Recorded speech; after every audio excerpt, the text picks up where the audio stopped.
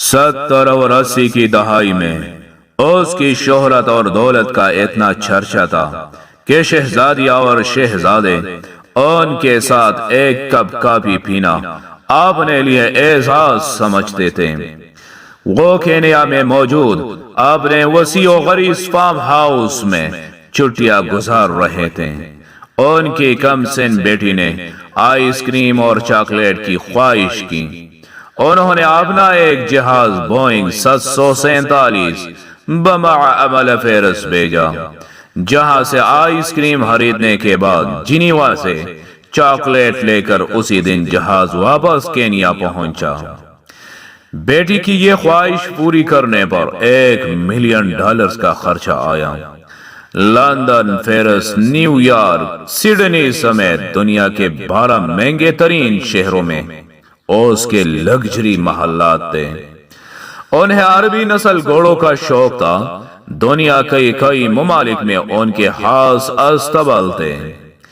اس تاجر کی دی ہوئی طلاق آج تک دنیا کی مہنگی ترین طلاق سمجھی جاتی ہے، جب اس نے $875 ملین اپنی امریکی بیوی کے منہ پر مارے اور اسے طلاق دی۔ اس کی ملکیت میں جو کشتی تھی وہ اپنے دور کی سب سے بڑی کشتی، جو اس وقت بادشاہوں کو بھی نصیب نہ تھی۔ اس کشتی میں 4 ہیلی کاپٹر ہر وقت تیار رہتے، جبکہ 610 افراد پر مشتمل خدام اور عملہ تھا، اور کشتی بعد میں ان سے برونائی کے سلطان نے خریدی۔ ان سے ہوتے ہوئے ڈونلڈ ٹرمپ تک پہنچی۔ ٹرمپ نے $29 ملین میں خریدی۔ ان کی اس کشتی پر جیمز بانڈ سیریز کی فلم سمیت کئی مشہور ہالی ووڈ فلمیں شوٹ کی گئیں۔ اپنی 50ویں سالگرہ پر اس تاجر نے اسپین کے ساحل پر دنیا کی مہنگی ترین پارٹی دی، جس میں دنیا کے 400 معروف شخصیات نے 5 دن تک خوب مستی کی۔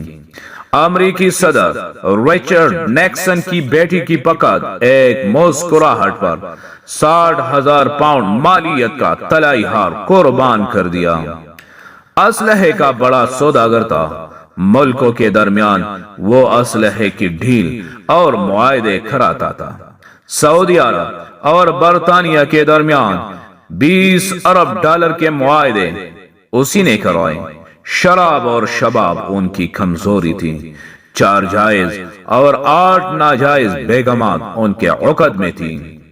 یتیموں پر دست شفقت رکھنا، بیواؤں کا خیال، مسکینوں کی مدد، سیلاب اور زلزلوں میں انسانی ہمدردی کے تحت پلاحی کام، ان سب سے اسے سخت الرجی تھی۔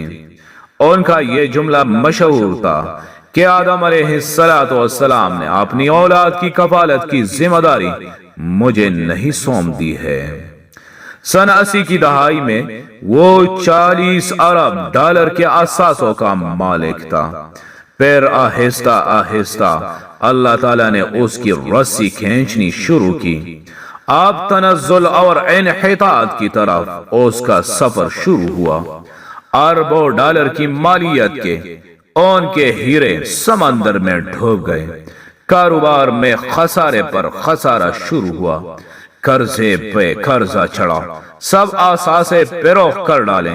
ان کے دوست احباب، ان کے چاہنے والوں نے ان سے نظریں پھیر لیے۔ یہ ایک لمبی مدت گمنامی کے پاتال میں چلا گیا۔ کسی کو خبر نہ تھی کہ یہ کہاں ہے۔ اور پھر ایک دن یہ لندن میں کسی سعودی تاجر کو ملا۔ ان کی حالت غیر ہو چکی تھی۔ اس تاجر سے کہا، وطن واپس جانا چاہتا ہوں لیکن کرایہ نہیں۔ اس سعودی تاجر نے اکانومی کلاس کا ٹکٹ خرید کر اسے دیا اور یہ جملہ کہا، اے عدنان، اللہ تعالیٰ نے فقیروں اور غریبوں پر مال خرچ کرنے اور صدقہ کا حکم دیا ہے۔ یہ ٹکٹ بھی صدقہ ہے۔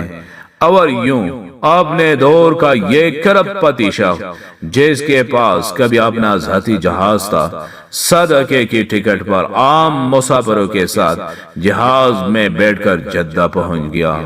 اس تاجر کا نام عدنان خاشقجی تھا۔ یہ عرب نجات ترک تھا، اس کی پیدائش مکہ مکرمہ میں ہوئی تھی۔ ان کے والد شاہی طبیب تھا۔ یہ شخص ترکی میں قتل ہونے والے صحابی جمال خاشق جی کا چچا تھا۔ 2017 میں ان کا انتقال ہوا۔